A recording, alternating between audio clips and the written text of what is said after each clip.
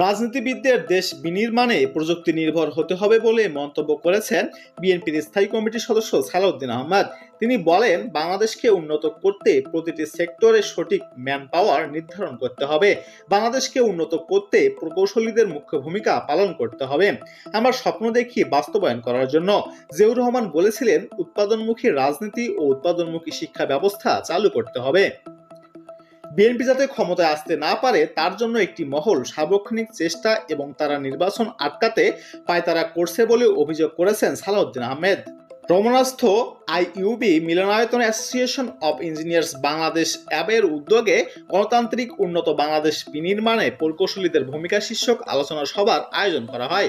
আলোচনা সভায় আরো বক্তব্য দেন বিএনপি চেয়ারপারসনের উপদেষ্টা প্রকৌশলী খালিদ হাসান চৌধুরী পাহিন, অ্যাবের উপদেষ্টা প্রকৌশলী শাফিউল আলম তালুক।